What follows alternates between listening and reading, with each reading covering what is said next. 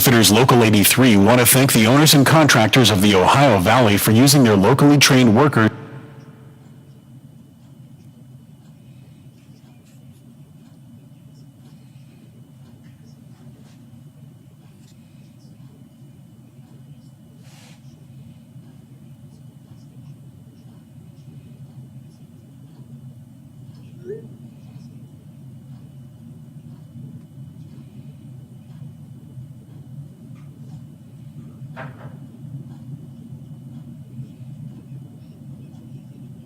Some of the best odds you'll find anywhere. They even get your winnings to you in as little as 24 hours.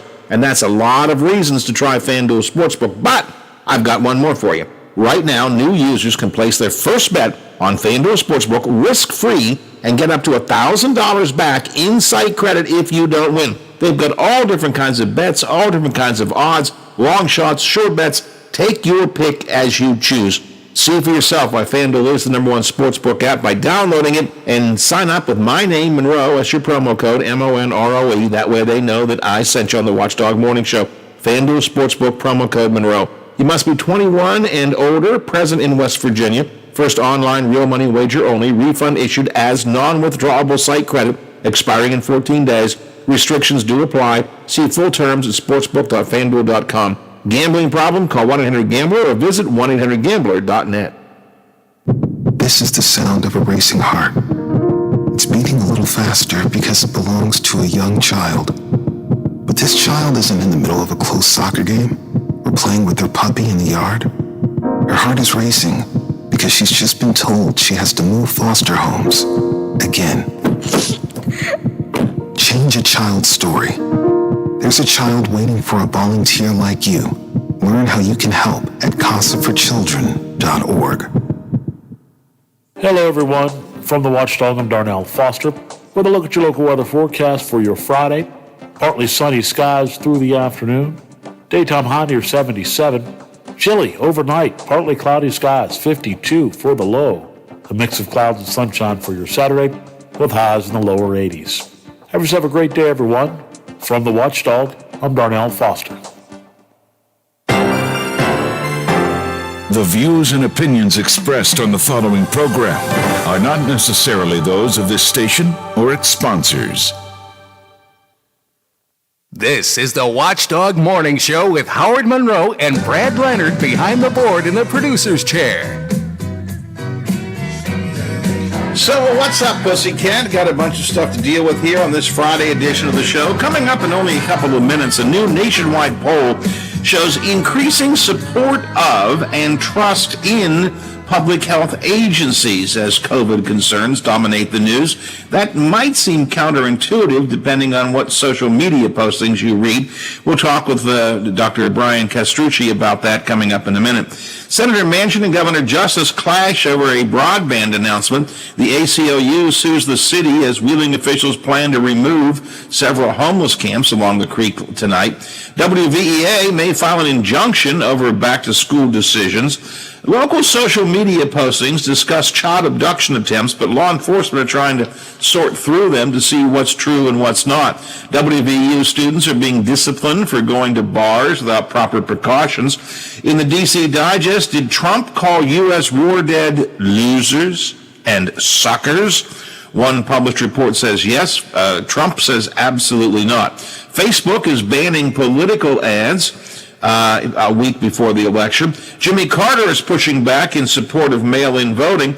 Plus, in a bit, a classic American movie to be re-edited for release. Americans are losing focus during the pandemic. The Coffin Confessor, it's a fun one I'll get to, reveals secrets at funerals. And newspaper editor John McCabe and I have our usual Friday roundtable discussing the Ohio Valley news of the week. Quite a good bit to get to twixt now and 10 o'clock this morning. If you have something on your mind you want to share with me, 304-214-1600, 304-214-1600 is the Watchdog Radio Network text line. You can use that to share any info that you would like to. If you think I'm off on a weird tangent or a strange direction, tell me that. If you think I'm doing a great job, hey, I like that too. More often you're telling me I'm no good, and that's all right too. I can handle that. I'm a big boy. in more ways than one. So I can get into that. So 304-214-1600 is the number to use. We're looking at 66 degrees at the Wheeling, Ohio County Airport, 66 degrees here at my home studio in the Elm Grove section of Wheeling, and 66 degrees at the Robinson Auto Group Studios downtown Wheeling in the heart of the Ohio Valley. Going to be a really great weekend. No rain really in the forecast. Temperatures roaming pleasantly around 80. Sunshine, blue skies, pretty much for the entire weekend. So have yourself a great Labor Day. Over at the Big 7, we had Zach on earlier, the morning meteorologist. He was suggesting this would be a sunglass day. And I put my sunglasses on for those of you watching on YouTube or on our Facebook Live video feed. I don't normally have sunglasses here in the studio, but for some reason my 5-year-old grandson left his sunglasses here in my home studio last night, so I put them on. I don't like sunglasses, though. Honestly, they makes things harder for me to read. I'm going to take them off. Malcolm sent me a text on the Facebook Live line saying, "Hey, you should wear those things the whole show." Yeah, I'm not going to do that. It makes me look cool. I don't disagree, but I'm not gonna wear those. Put those over there. We're in the midst of the whole COVID-19 situation, and public health agencies have found themselves in the forefront of our conversation. I have talked with Howard Gamble from the local health department more often in the last 6 months than I probably have done in the past 6 years. But if you were to read social media, you might get the impression that the American public distrusts our public health agencies. You might get the impression that there is a lack of support for them, because there's a lot of social media out there suggesting that, it's all a hoax, they're trying to control us, what do they really know, and so on and so forth. Which is why I found it interesting when I saw a copy of a new poll done by the De Beaumont Foundation that says public health departments are seeing increased support across this country. With me to help talk about that a bit is the president and CEO of that group, Brian Castrucci. Good morning, sir. Morning, Howard. How are you? Good. This to me is counterintuitive, and by that I mean if I read social media posts, I get the sense that everybody hates our health departments and public health agencies, but your polling suggests that actually there is increased support for and trust in public health agencies, yes? Our poll shows that 7 out of every 10 Americans realize that public health departments are important for our community's health, and that's not just among one party, it was bipartisan support. And that's up from actually 56% in 2018. I was surprised, since you jumped right to mentioning the politics of it. I was going to talk about some other parts of it first, but I was surprised to see as high a number of Republicans supporting and believing in public health agencies as well. Again, there is at least, I think, an image out there. Let me ask you first of all, would you concur with me that there seems to be this image out there, mainly through social media, that the public is distrustful of those? I mean, I think that's the image that you get if you read a lot of social media. Would you agree with that? Well, 100%. I mean, we're listening to health department officials being threatened in various places throughout the U.S., but that might be 1 or 2 people. You know, the vast majority of people who support their public health departments aren't getting onto the local news to say, I love public health. You know, these findings really counter those stories that there's this vast resistance to mask mandates and widespread protests of government public health officials. You know, most Americans just support public health. And we actually have to stop catering to those claims made by that small but vocal minority of voters and leverage our collective willpower to fight for public health, both in our communities and at the ballot box. I would have expected at the beginning of the pandemic that what we would see was a greater awareness of the need for public health agencies, and probably across society a recognition that maybe we have not even funded public health agencies adequately enough. Again, there seemed to be the reverse of that seems to be what we're reading about a lot on social media. But certainly, if anything has ever shown us the need for increased investment in public health, it certainly has been COVID-19. Bill, you are 1,000% correct. I mean, we spend more than $700 billion annually on defense. And we do that to ensure that our country is safe from foreign threats and invaders. But we've had nearly 180,000 Americans die and 16 million Americans lose their jobs, not at the hands of a foreign power, but at the hands of a virus. And, if that reality should make it clear that we need to invest in our public health infrastructure, and this poll should be an incentive to every elected official. The public, the majority of the public, the vast majority, 7 out of 10 Americans, really realize that public health is important to our health as a nation. And so we should be investing in public health because our public health officials, you said you've had your local health department official on, they are throwing everything they have at this response. But years of underinvestment is going to make it really hard, and it might just not be enough. And we would never send soldiers to the front line of a battle without the tools that they need to do the job. And that's exactly the situation that we find ourselves in right now. Yeah, that's a good point. In the beginning of the pandemic, going back to, I guess, early spring, to some extent, it seemed like COVID-19 was isolated. It was happening to other people or in other places. But as we have gone through this, I doubt if any of our listeners here to the show don't know someone who has contracted COVID-19 or is tested positive for it. We have begun to realize that this particular virus is spreading amongst us and is a serious problem. Again, I contrast that with in the beginning, I think there was some thought like, well, maybe nursing homes or maybe certain categories of people. But I think people are beginning to realize now that this is a real threat to us all. And as a result, we begin to realize that we need strong public health information and, quite frankly, strong public health regulation.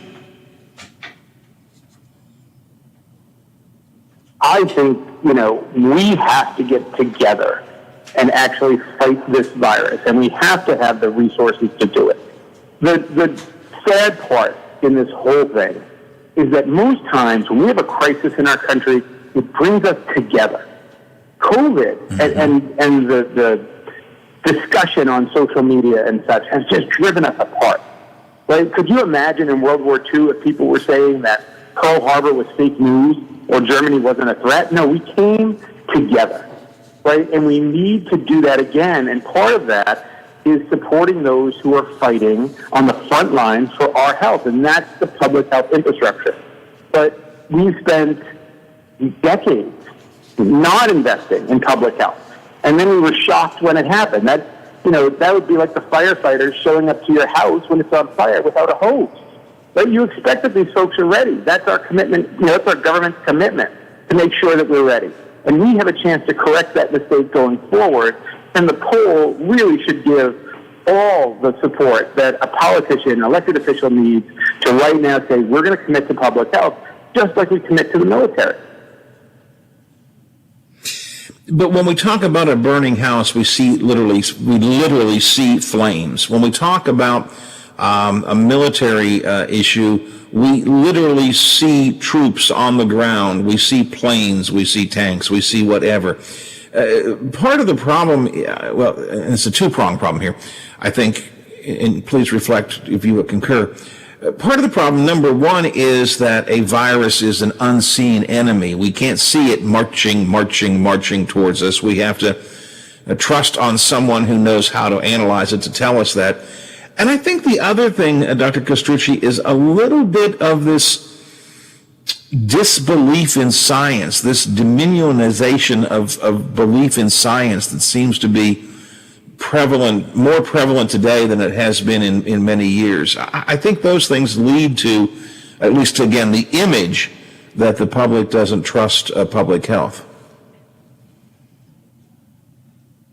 You make some fabulous points, and probably the most important is that visualization, right? We understand, we can see it, something burning. We can see an invading force come over the mountains. But there are almost 180,000 Americans who have died. And let's put that into context. Think about how many planefuls of people that is. Or that's, 3 University of West Virginia football stadiums full of people that we've lost. And some of the reasons it's not greater, and this is the hardest part in public health, is after the first lockdown, everyone said, see, this was a hoax. This wasn't a big deal. No one got sick. Well, right, because we did the things we had to do. When public health works, it makes us look like Chicken Little. And that's a really hard thing to overcome. And the science piece, yes, there is a real pushback on science these days, but I think it's more that this is the first kind of social media pandemic. And so I don't know that there's a pushback, if it's more people pushing back on science or just that they have a platform. Yeah, well, I think it's probably the latter. I would say it's because we have the platform that people can criticize on. So what should we take from this? What's the bottom line conclusion? Your poll shows that the American public across the board, age groups, demographics, even across the political divide, has belief and support in and trust in public health agencies. So how do we translate that? What does that mean moving forward in your mind?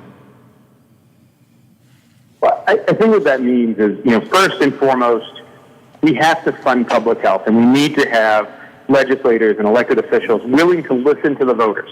The voters are more aligned on this than their elected officials are. And so they need to really listen to the voter and start funding public health. Also, we are 60 days away from a major election. And as we get closer to the election, we have to begin to really ask our candidates about public health. Not medical care, not what happens in your doctor's office, but about how are we going to keep ourselves safe from threats that are, not unique to any one person.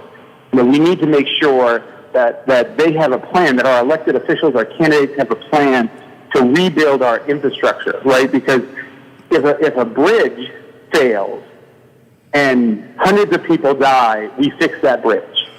Well, now public health has failed and hundreds of thousands have died, and so we have to fix that infrastructure.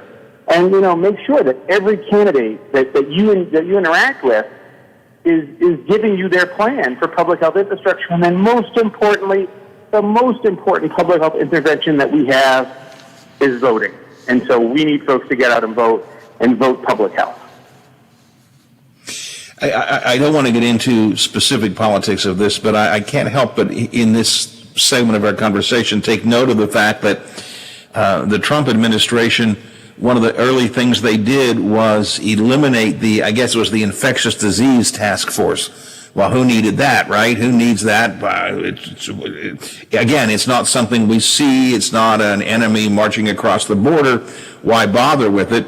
And now we have come to realize how important having had we had that investment early on, had we had plans in place, had we had funding in place, had we had experts in place, we may have been able to cut this off at the pass. And I think those are the kind of things that we need to run through our mind when we start deciding who we're going to vote for in the fall. At least that's my opinion. I'm not trying to put a political spin on you, but that's at least my opinion on this. I really, truly believe that health is bipartisan. And what I want to know from every candidate, what I would ask President Trump, what I would ask, former Vice President Biden, how do you ensure that this never happens again? This was all preventable. This was all preventable. We owe a debt to those 180,000 people who are no longer with us, our moms and our sisters. We owe a debt to them to ask, how are you going to make sure this never happens again? And I don't care if you're an elephant or a donkey.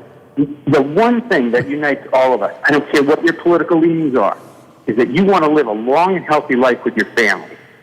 We have to make that the number one value in this country, in this election, because this election should be an election about our health and our longevity.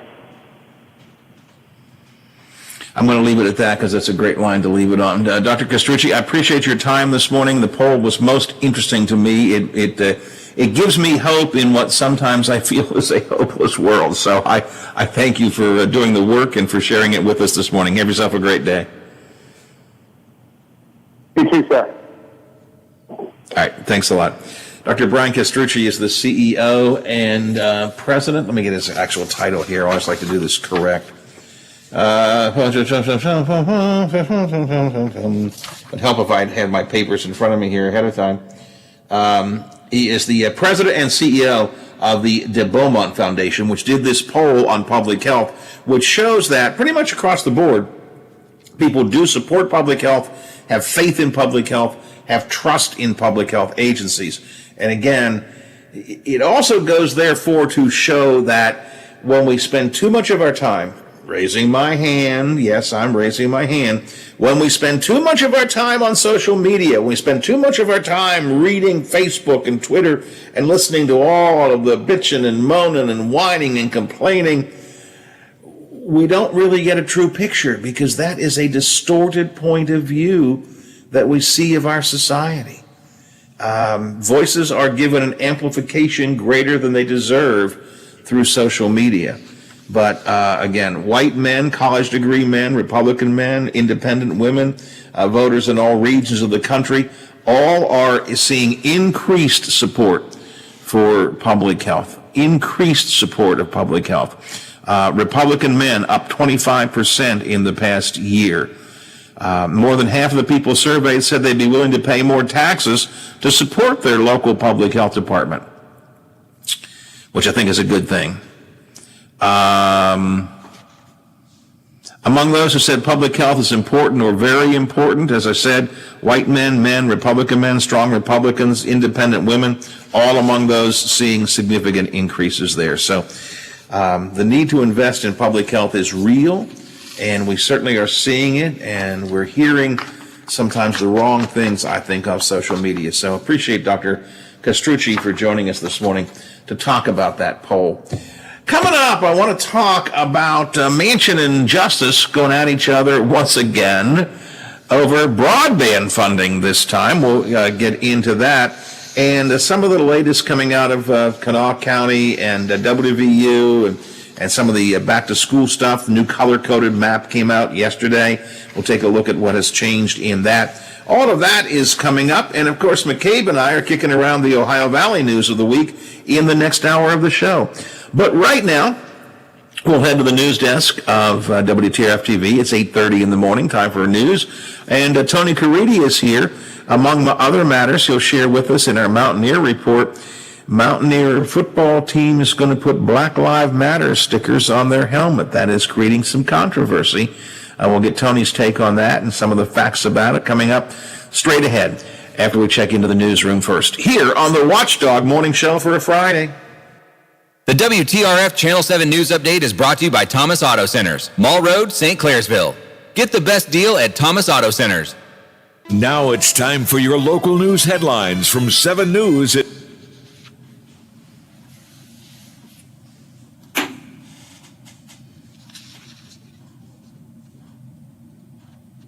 Yes, I can tell. It didn't sound terribly, but yeah, I could. It was it was a delay, no question about it.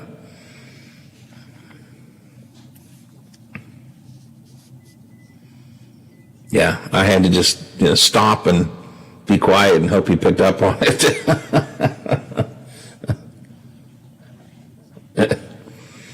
I heard a voice there. Is Wade there with you again today? Okay, good. He's a good man. Don't tell him I said that.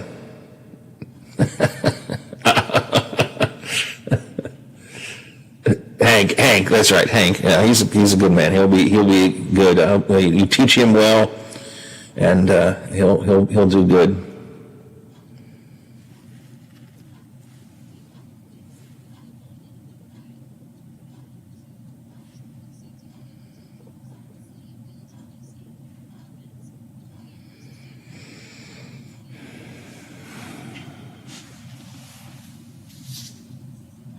Are excited about the possibility. The CDC has advised states to be ready for the possible distribution of a vaccine by late October or early November. Officials say initially there will not be enough for everyone, so a priority system is currently being worked out. More details on our website, WTRF.com. For more news, weather, and sports, you can head to our website, WTRF.com. That was Look at Your Headlines. Happy Finally Friday, everyone. Sam James says he's ready to take the next step. Hi, everybody. I'm Tony Caridi. That story coming up on today's Mountaineer Report, brought to us by Kroger. Did you know that 1 in 8 Americans struggle with hunger?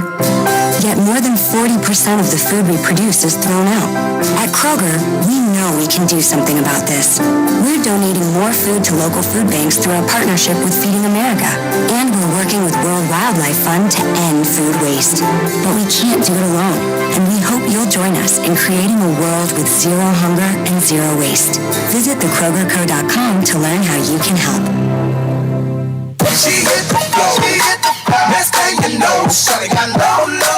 Love getting prices that are lower than low on backyard favorites like grill-ready hamburgers and fresh-picked strawberries? Then shop at Kroger. We give you more ways to save on the fresh you love with tools like the Kroger app, where you can find personalized coupons on top of weekly sales, plus rewards like fuel points, giving you prices that are lower than the everyday low. Kroger, fresh for everyone. Sam James says he's ready. A year ago, as a redshirt freshman, he led the Mountaineers in receptions and receiving yards and set 2 EV freshman records when he caught 14 passes for 223 yards against Texas Tech. He finished the season with 71 grabs. That's an impressive number, but James freely admits it should have been a bigger number. I left a lot of balls out there last year that I should have caught, and that's my biggest improvement is catching more balls, being able to be more consistent throughout the year. Stuff like that, be able to, like in Texas Tech, I almost broke the record. But I left a lot of balls out there, and that's one of my main goals this year is to break the single game record.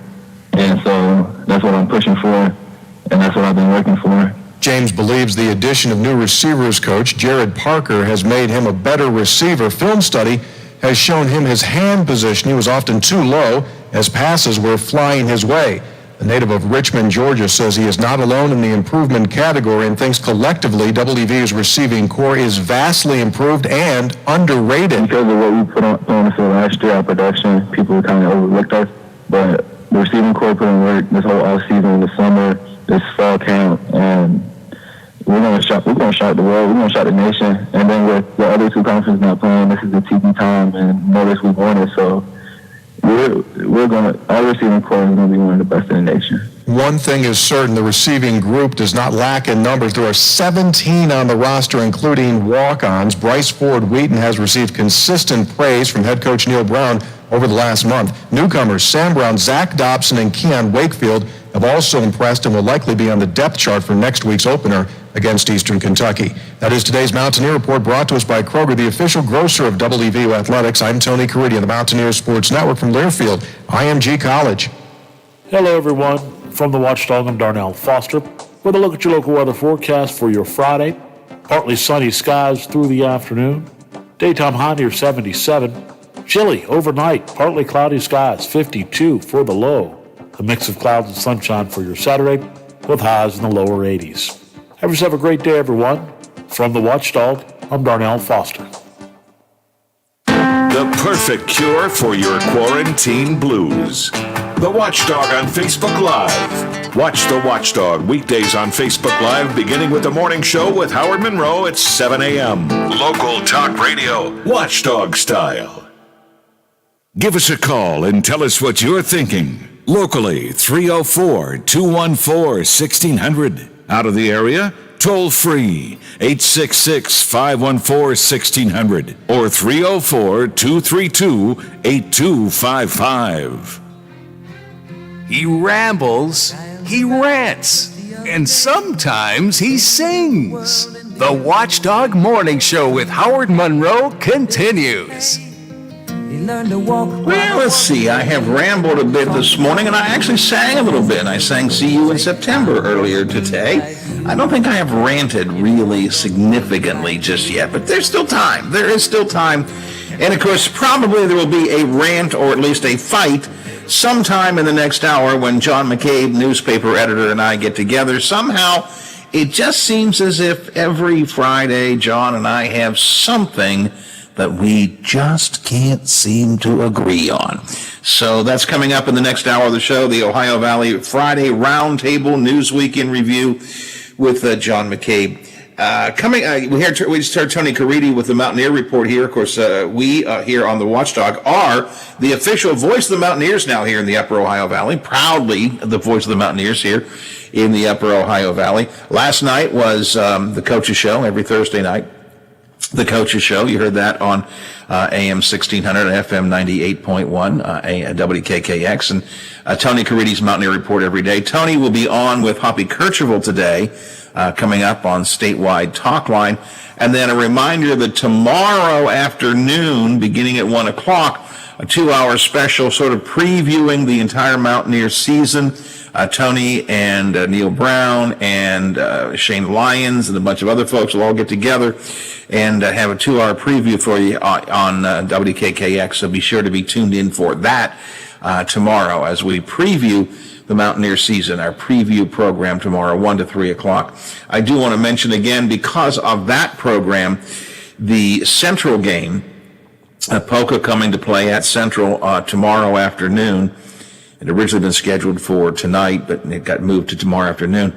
That game will be heard on WVLY, AM 1370 and FM 97.7. So please keep that in mind. If you're looking for Central tomorrow, it's going to be on WVLY. You can listen over the air, AM 1370, FM 97.7. You can listen online at watchdognetwork.com. Click on the podcast, click on the Listen Live button to WVLY, or you can listen via your TuneIn radio app. So I just want to make sure you're prepared for that. Be aware of that.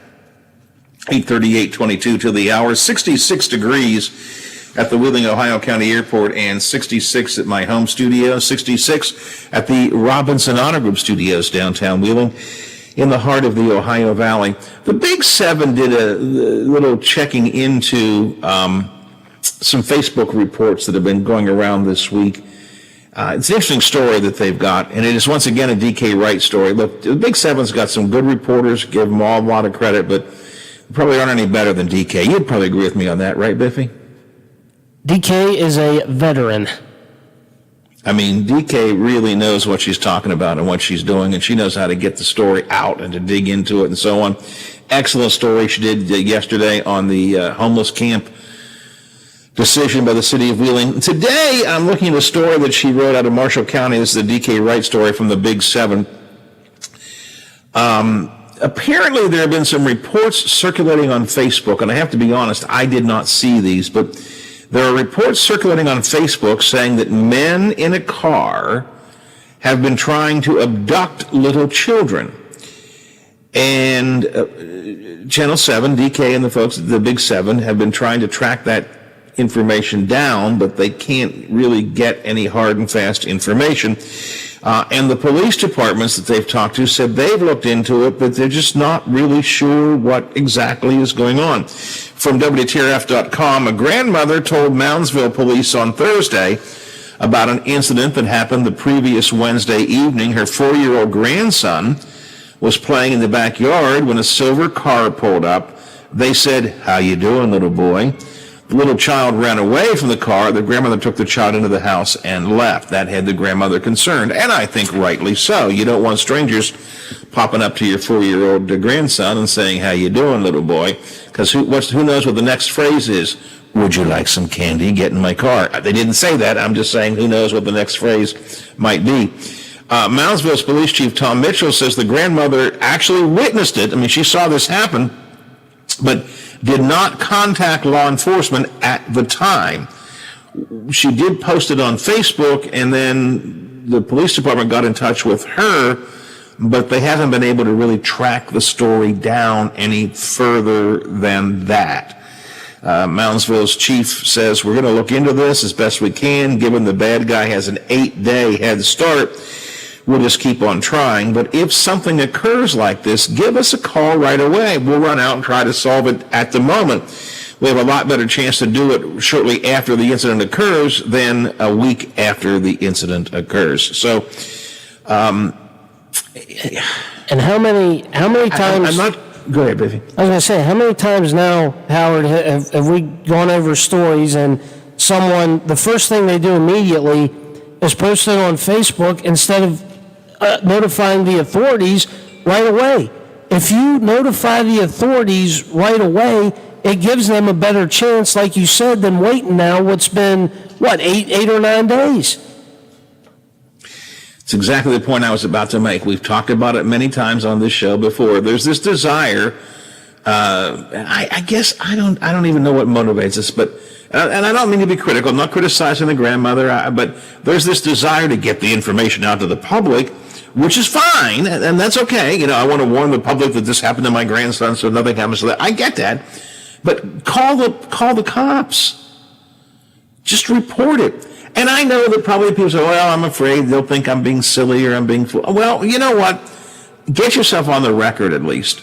And as a general rule, the law enforcement locally will indeed make an effort to check into this kind of stuff. You want to post on Facebook? Again, I think we need to be more circumspect about what we do put on Facebook. But if your thought is, I want to make people aware that something is happening out there, by all means, post on Facebook or Twitter or whatever format you use.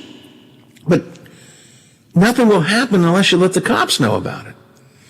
And while many of them do read Facebook or do keep an eye on this kind of stuff, some of them don't. So here's an example where, and again, I don't mean in any way, manner, shape, or form to denigrate the grandmother here. I think she did what she thought was right. But here's an example where 8 days after the fact, it's really hard to track it down. At the time, maybe the cops could have come out and said, well, tell me what did the car look like? What did the guy look like? And since it was within a short period of time, they might have been able to actually keep an eye out for the car in the area at that time, as opposed to now 8 days later going, geez, I don't know. So anyways, good job by DK following this story up, and a good job by Moundsville's police chief saying, look, we're going to do the best we can. We're going to try our best to figure this out. But again, it's just sort of a reminder to us all, don't make Facebook your first stop. If you feel like Facebook needs to be a stop for you, again, I get it. You want to warn the public. I'm okay with that. But how about letting the people involved be aware of it, law enforcement be aware of it first? And Biffy, this goes not even into law enforcement and serious matters like child abduction. Y'all know I frequently talk about a Facebook group that I'm part of, Ohio Valley Food Fanatics. It's a great Facebook group because people post about restaurants that I never heard of before. God, I got to tell you, Biffy, when I finally get back to being able to go to restaurants again, I'm not kidding you. I've got like 25 restaurants I've never been to, never heard of before, that I picked up from Ohio Valley Food Fanatics that I can hardly wait to get to try. I love new restaurants, and there are more of them out there than I ever realized. So it's a great Facebook group. But there are people who want to use it to complain about a bad experience they had. I went to Howie's Bar and Grill, and they didn't wait on me for an hour, and the pizza was burned, and the beer was warm, and I think I saw a bug. And then someone will say, well, did you tell the owners? Well, no, I don't think they care. Well, if you don't tell the people involved what the problem is, what does my friend Charlie Schlegel always say, Biffy? That's what I was just thinking of as soon as you said that. Feedback is a gift. Feedback is a gift. Tell them what's wrong. And 90% of the time, any restaurant owner or manager or employee will try to make it right. Yeah, there are always some bad ones out there. I'm not going to quarrel with that. But most of the time, the effort will be made to fix things. No, they don't want you going away unhappy. So, again, if you feel that you have to go on a social media post and say negative things, I think in particular with criticizing restaurants, I would never go publicly criticizing a restaurant until I've been there 2 or 3 times and had the same problem over and over again. At that point, I might say, well, it's systemic. I want you to know about it. But if you feel a need somehow to say these things publicly, at least make sure you've told the people involved. So again, whether it's, law enforcement, child abductions, or bad service at a restaurant, don't go to Facebook first. Don't go to public shaming first. If you feel a need to do a public alert, okay. I see it a lot on some of the City of Wheeling ward pages as well. Each of the wards, Ward 1, 2, 3, 4, 5, and 6, each have their own page. And invariably, there's somebody who comes on and just bitches about something that's wrong with the city. Ward 6 gets it a lot because Dave Palmer doesn't put up a lot of crap. No, he does not. Dave does not just, he'll make it clear. Did you call anybody about this? Well, no, I didn't call anybody. I don't know why my garbage isn't being picked up. Why don't you ask? But now you go on Facebook and complain, criticize, bitch, moan, whine, for heaven's sakes. I'm pretty sure if you notify whoever your ward representative is, they're going to call, if they can't figure it out themselves, they're going to call the right people that know what to do. They know a lot of people that might be able to help. I'm sure they wouldn't mind making a phone call for you. I have worked with literally dozens and dozens and dozens of council representatives over the years. And with one or two exceptions, and there are always exceptions, but with one or two exceptions, every elected council representative, even some that I don't like, will go out of their way to respond to a citizen's concern. Now, you may not like the way they respond, you may not like the answer you get, but they will go out of their way to respond. My buddy Barry Crow used to spend an ungodly amount of time just returning phone calls. And Barry would do more than return a phone call. Someone would call and complain about something. Barry get in the car, drive out, and take a look at whatever the problem was. And that's true of Dave Palmer. Dave is like that. And I'm beginning to get to know the newer members of council now, Jerry and Rosemary and Ben, and they seem to also be very in tune with responding to citizens' complaints. So, yeah, let someone know. Don't always bitch and complain. And keep in mind, you may not like the answer you get. You keep in mind, example. Why the hell are the downtown streets such a disaster zone? They got to fill these potholes up, blah, blah, blah, blah, blah. Well, we got this multi-million-dollar streetscape project coming, and we don't want to put the money into fixing the streets now when in a year we have to tear them up to fix them again. You may not like that answer, but that's the answer.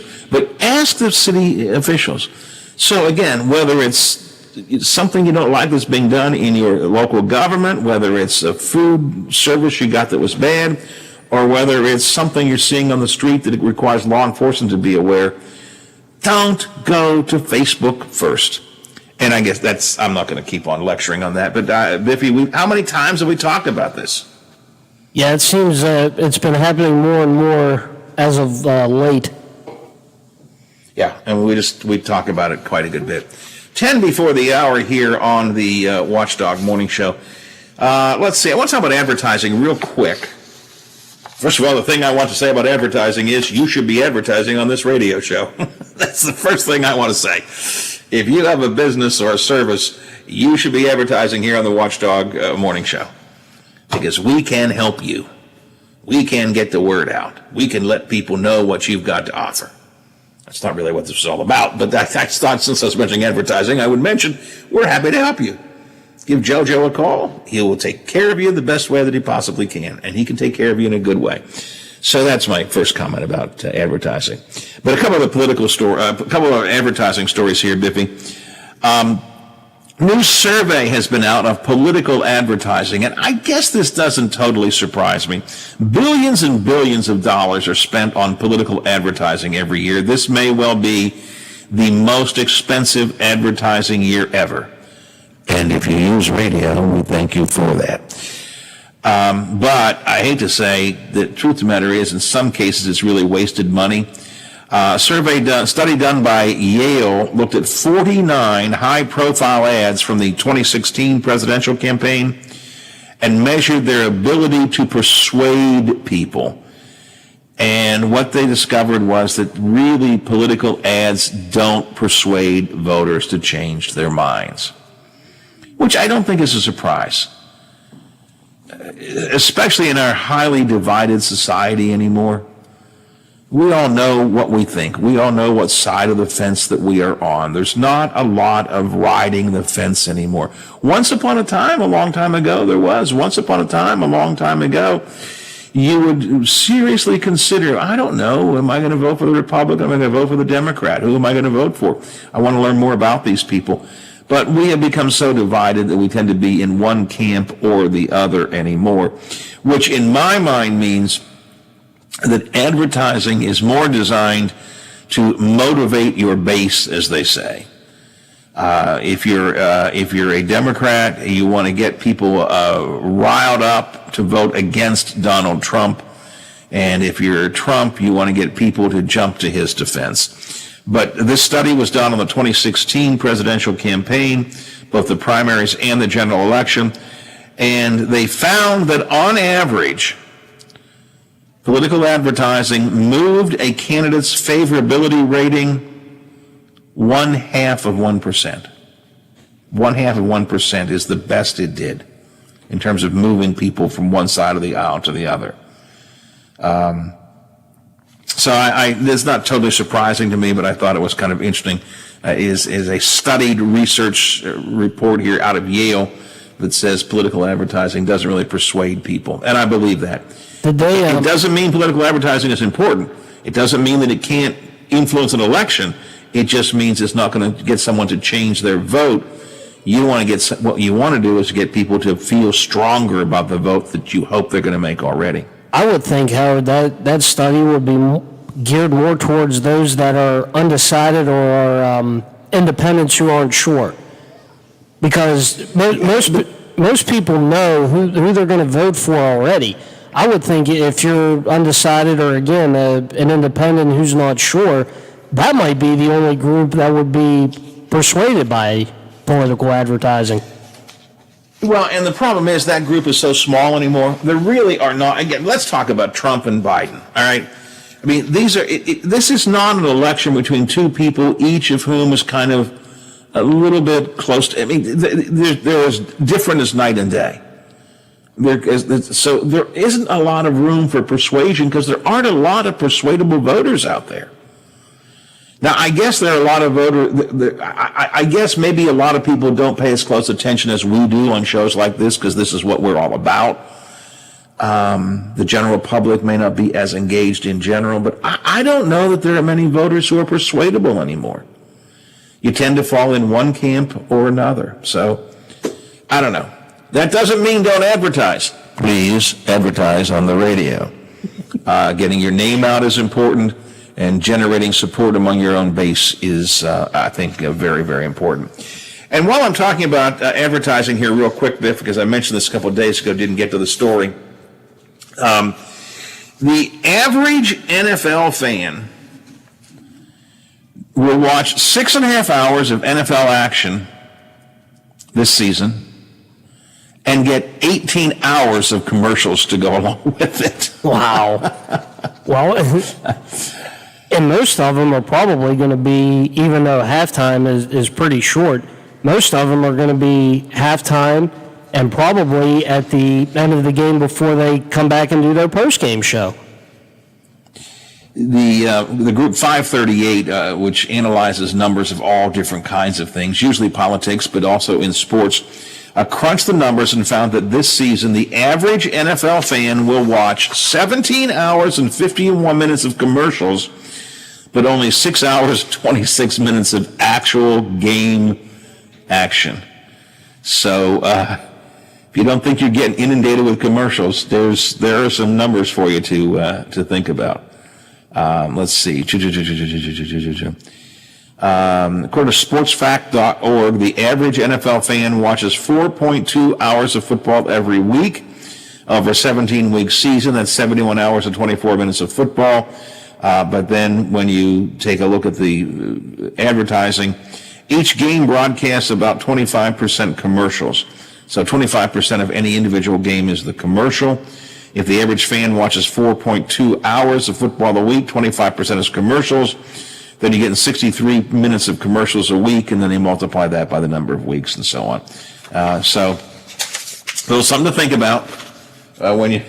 But that's the price you pay. Advertising is the price you pay for watching the game. Speaking of paying on games, if you'd like to bet on a game, we have an idea for you. What do you think people could do to bet on a game, Biffy? I'd say go to FanDuel. I think that's a pretty good idea. And by now, you probably have heard about FanDuel Sportsbook's world-class sports betting app. They make it easy to find and place your bets. They've got some of the best odds you're going to find anywhere. They have constant enhanced odds boosts, and they even get your winnings to you in as little as 24 hours. All kinds of reasons for you to try FanDuel Sportsbook. But here's one more big deal right now. And we frequently give you these special deals on the radio. Right now, new users can place their first bet on FanDuel Sportsbook risk-free, get up to $1,000 back in site credit if you lose. So if you win, you win. The money is yours. Life goes on. Ain't that grand? I'm a wiener.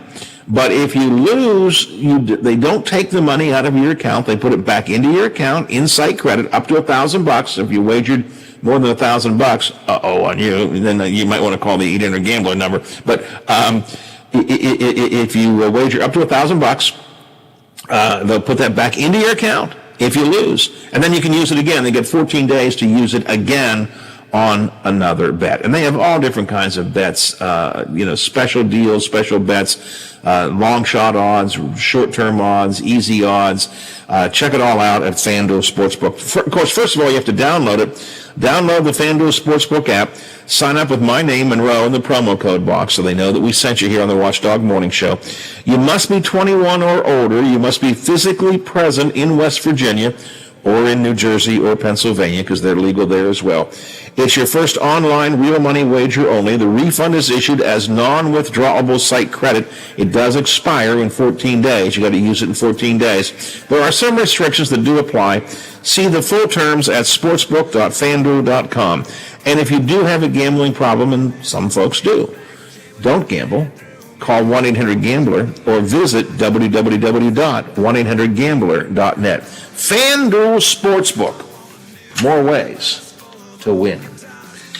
Well, you always win when you hear McCabe and I argue, and we'll do that coming up next hour. It's our Ohio Valley Friday Roundtable Newsweek in Review after we check in with ABC, and they're next.